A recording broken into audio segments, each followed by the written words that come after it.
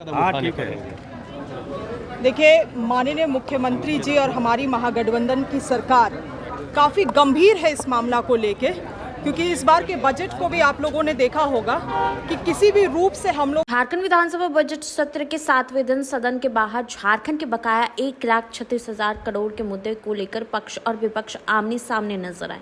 एक तरफ सत्ता पक्ष केंद्र सरकार से बकाया राशि की मांग कर रहे हैं, तो दूसरी तरफ विपक्ष का कहना है कि सरकार अपनी बातों से मुकर गई है।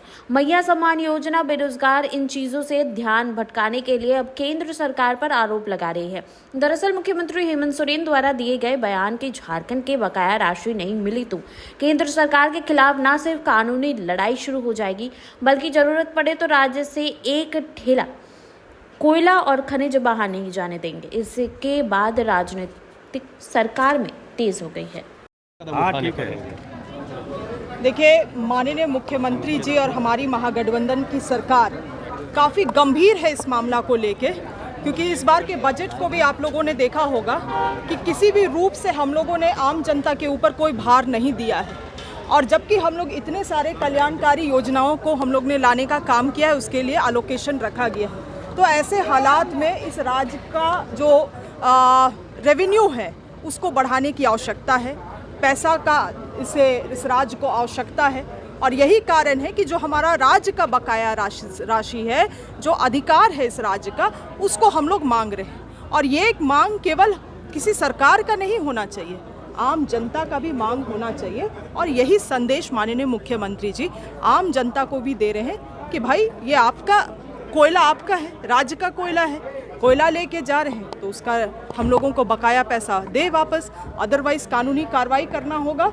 और नहीं तो माननीय मुख्यमंत्री जी ने बहुत सही बात को रखा है कि बिल्कुल ही कोयला सप्लाई को इस राज्य से बंद कर देना चाहिए। मैडम आप पहले भी विधायक रही हैं, क्या इस बार लगता है कि विपक्ष में बहुत नीरसता है, जो धार करना है, लेकिन वेजेस का मजदूरों का पैसा आज करीब 400 करोड़ के आसपास बकाया है। इसकी क्या वजह हो सकती है? तो इन सब चीजों पर केंद्र को जब सवाल करो या जो सच्चाई हम लोग सामने रखते हैं, तो फिर भाजपा का भ्रम फैलाने वाला तंत्र, अफवाह फैलाने वाला तंत्र सक्रिय हो जाता है। आर्थिक नाकेबंदी कर देंगे। देखिए, मुख्यमंत्री कह रहे हैं। इसी सदन में माननीय विधायक सरजू राय जी का इसी से संबंधित एक प्रश्न आया था। उन्होंने स्पष्ट रूप से सरकार से जानना चाहा कि किस किस विभाग में कितना पैसा आपका बनता है। अगर आप देखेंगे जो पीएसयू है, चाहे वो सीसीएल हो, चाहे वो बीसीसीएल हो, जो भी मामला राज्य सरकार का बनता है, पहला चीज कि केंद्र सरकार से उसका लेना देना नहीं है। दूसरा चीज कि पीएसयू से आपका जो मान लीजिए कोल इंडिया सीसीएल से कोई पैसा बकाया है, तो आप सीसीएल के पास ना अपना पक्ष को रखेंगे कि भाई लैंड एक्विजिशन में ये प्रॉब्लम है, फाइन में ये प्रॉब्लम है। ये सरकार जानबूझकर, जब पहला सत्र हुआ था उसमें मैंने कहा था कि ये धीरे धीरे करके ये नैरेटिव सेट करने का काम कर रही है।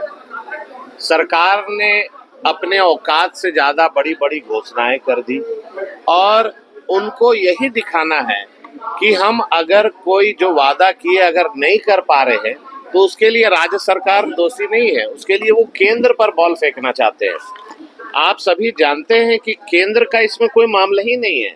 अगर सीसीएल से आप पैसा पाते हैं तो आप सीसीएल से बात करो, आपका अगर फैक्ट है तो ट्रिब्यूनल में जाओ, हाई कोर्ट जाइए, सुप्रीम कोर्ट जाइए। लेकिन ये सरकार राजनीति कर रही है। राजनीति इसलिए कर रही है कि इनको करना धरना कुछ नहीं है, राजनीति करके केवल ये बॉल केंद्र सरकार के पाले में फेंकना चाहती है। और धीरे धीरे करके झारखंड की जनता समझ रही है कि ये सरकार के कथनी और करनी में अंतर है। जो बताया तो आप लोग का साथ दीजिए तो कोयला रोक देंगे। जब सरकार के पास कुछ बचा नहीं, आप उसका विरोध करो, वो आपका विरोध करे। कहीं ना कहीं आज राज्य में जो हेमंत सोरेन जी के नेतृत्व में सरकार बनी है, ये सरकार सिर्फ और सिर्फ झारखंड को लूटने के लिए बना है। आप देख रहे होंगे 5 साल में जिस तरीके से झारखंड भ्रष्टाचार में लिप्त था, वही आज झारखंड फिर 5 साल भ्रष्टाचार में लिप्त होगा। आपके पास विकास की कोई नींव नहीं है। आपको सिर्फ और सिर्फ भारत सरकार पर आरोप प्रति आरोप लगाकर राज्य की जनता को दिग्भ्रमित करने के काम आप कर रहे हैं। राज्य की जनता देखिए, अब तो सरकार अपनी बात को रख रही है, राज्य की जनता जान रही है कि सरकार क्या करना चाहती है। कुछ अगर ऐसी है तो उस पर जांच हो, सरकार अपना कार्रवाई करे। हमारे राज्य सरकार का हक बनता है। हमारा यहाँ का रॉयल्टी अगर केंद्र सरकार हमको नहीं दे रहा तो हम राज्य कैसे चलाएंगे। इसीलिए हम लोग कई बार केंद्र सरकार को अवगत कराए हैं। यहाँ तक कि हमारे वित्त मंत्री महोदय ने अपने से जा करके वहाँ का मंत्री से मिल करके मांग रखा था। उसका बावजूद भी अगर हमारी बातों को नज़रअंदाज कर देता है केंद्र सरकार, तो निश्चित तौर पर हमारा पार्टी के भी हमारे कार्यकारी अध्यक्ष हैं, राज्य का माननीय मुख्यमंत्री है, उसका जैसे निर्देश अनुसार हम यहाँ झारखंड मुक्ति मोर्चा या सरकार एक पैर में खड़ा होकर काम करेंगे।